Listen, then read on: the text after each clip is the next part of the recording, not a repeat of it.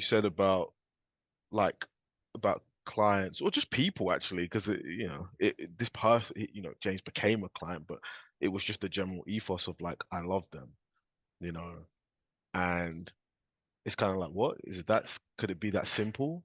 It's like no, there has to be Yes, something more. Like no, this, and I think I maybe love that. my question kind of links to that in a sense of I mean, how much of loving them has to do with the love like for yourself as well, Mm. like that dynamic, that relationship. Mm. So Mm. Wow, what a beautiful question. Um, recently I had the idea that, I'm going to start introducing something into organizations I work in that's love over lunch. And we're just going to have lunch together and talk about love. And this question you just asked is the kind of thing we're going to talk about. Now, I may be, I mostly work in tech and engineering and science. So I may be like, taken out of the building for mentioning the L word, right? But you know what? I don't care because, this kind of question that you asked is really, really important.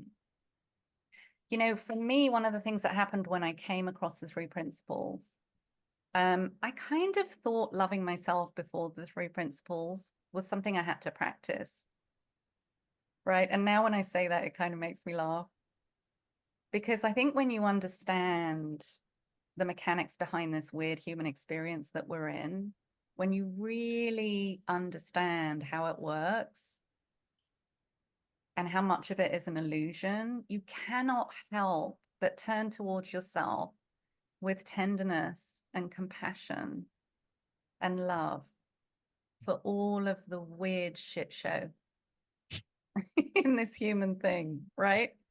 And then it is automatic that you turn towards the other humans, right? And you look at them with that tenderness, compassion.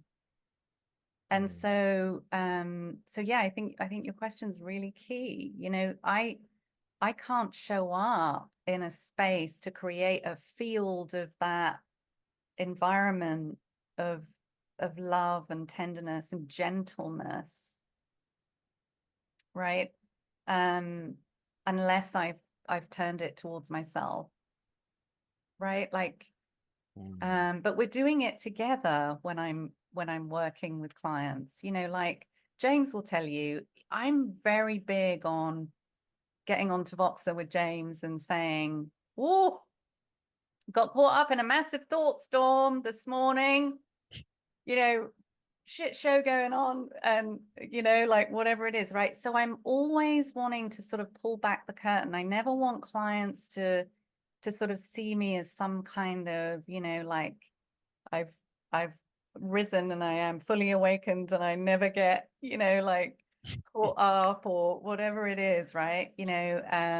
I made a huge mistake last year on a big engagement where I took a risk and it really didn't pay off.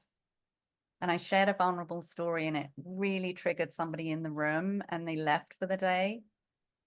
And I cannot tell you how many times I've told clients that story, but I've also told them about what I did in terms of leaning on the people around me to um to help me with the after effects of that.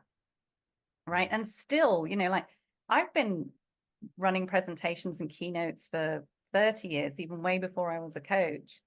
And I still made a pretty rookie error last year in this particular gig that I did, right? Um, but wow, did I get so much learning from it. And to see the way I could turn towards myself with that gentleness and that understanding. mm, And yeah, mm. that's another thing I see a lot of coaches do is that they're trying to show up to their clients as if they have it all together. And I think that moves the whole thing in the wrong direction. Mm. It's definitely something there that I've experienced, and then kind of feeling like, I guess on the other side of that, feeling like, okay, well, I've got to this point, so then it's like, why am I doing some things that like I was doing before, and can I show up in that way? And but there was, I don't know, just what you just said there about like had that tenderness for yourself, being able to greet yourself that with that tenderness is where I feel like I just need to hear that today, I just Oh, from yeah, I can't explain yeah. it, but yeah. Yeah, I mean, this sweetness of being human and the craziness of it, right? Like, and the ridiculous miracle of it.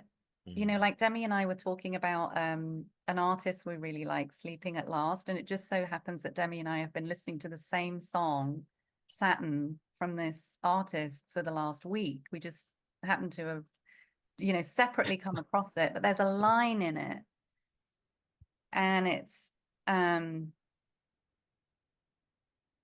the universe was created for your eyes. I think sometimes, God, it chokes me up just saying it, right? Sometimes I think what we're doing in coaching is we're sitting with somebody in the field of love and creativity, and we're basically turning their heads towards that reality. What if the universe was created for your eyes, right? And we're sitting in the field with them, in service of them, but it's not coming from me. I'm just sort of helping that channel in the field to self-generate and emerge on behalf of the client, but it also feeds me up, it fills me up too. I mean, I don't know about any of you, but coaching is one of the most energizing, fun things I get to do in my life. I still pinch myself that I get to do this every day, because it's such an intimacy that we can create in these coaching relationships that most people aren't having in any other relationship in their lives. Mm. And when you get to slow down in life and be with another human and look at this